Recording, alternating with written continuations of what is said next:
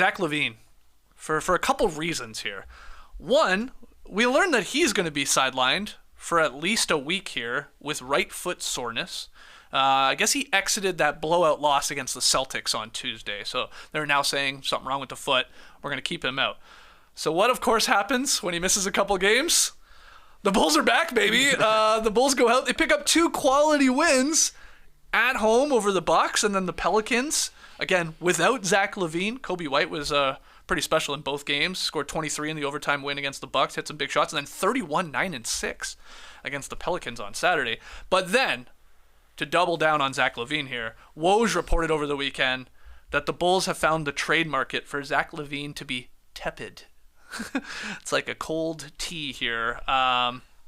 Quote from Woj, there is not a market for LaVine right now in the NBA. And then Woj had more to say, like, teams are questioning how much does this guy impact winning. And at the contract he makes, 45, 46 mil, well, he's not going to be your best player. You maybe don't even want him to be your second best player. So if he's your third best player, like, you want to pay him that kind of money?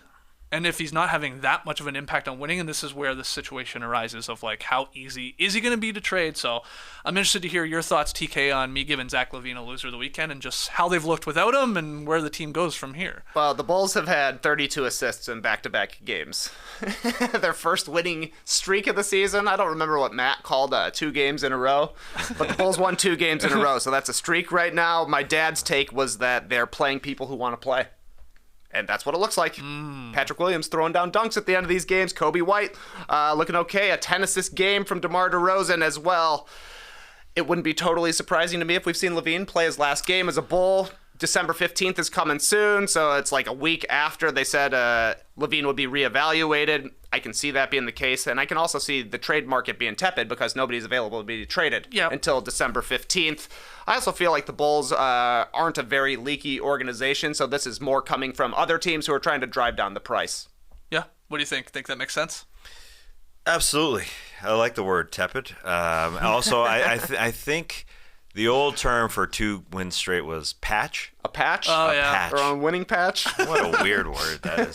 Was that a Matty O original? I remember he was like going through what streaks should be, like how many you have to win for it to be considered a streak, because I don't think he thought 2, definitely not 2. No. I don't even think he thought 3 was a winning streak. Worthy of being a streak. Yeah. We'll have to hear. I think you can start to debate that, but 2 for sure is not a streak. 2 is not a streak. I guess it's a patch, so I'm not sure that's winning patch here. Not a winning catch patch. On. Yeah. No, that is not caught on. No one says that, unfortunately. But yeah, we talk about winning streaks all the time, and 2 just doesn't seem like, it seems like a little short of a streak that's at 3.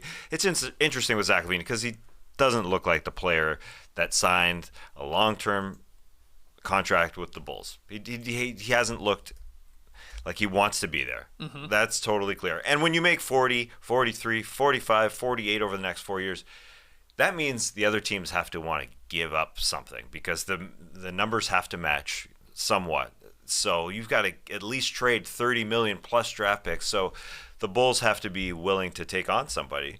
And so I suppose this is all just a little bargaining from other teams. Telling Woj, telling others, we want less. We want to give up less. We want to pay less for Zach LaVine. I think what you said is interesting, though. Have we seen him play his last game for the Chicago Bulls? Because on one hand, they look a lot better, and maybe playing with a little more joy, and the ball's moving, and maybe you run with that.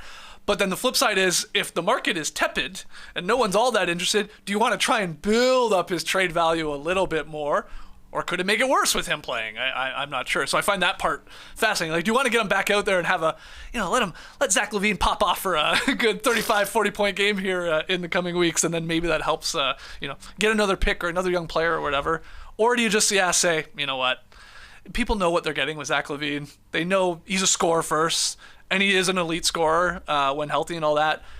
Make us your offer, and hopefully we get a couple calls from some of these teams, and we can pit them against each other a little bit. I don't think whatever the return is going to be remarkable, just the way he's played, and how much contract or how much money he makes. But December 15th is close. You're right. That's 11 days away. 11 days away. You look at what John Collins returned to the Hawks. He's on a big contract just like LaVine was. It was a long one. Obviously, LaVine is a better player. But no first-round picks came back to Atlanta in that deal. So I think the Bulls should probably be looking at one pick, really, maybe a player, and then the salary relief will be a huge deal. But I love the idea that the Bulls need to start playing Zach LaVine for him to prove that he's a winner. Doesn't even make any sense. If he comes back and prove that he's a winner, they're not going to trade him because then the Bulls will be good again. So this to me was like 100% Woj carrying water for other teams, and that's kind of how I read it because nobody gets scoops from the Bulls. You can tell because everybody loves to trash the Bulls because they don't have to deal with the repercussions of the front office coming back and saying, hey, why are you trashing our team? I didn't hear anybody talking about Zach LaVine putting up 27 a game on 50, 40, 90 the last half of the season last year. He didn't get hurt over the summer. He's just ready to go. Yeah. So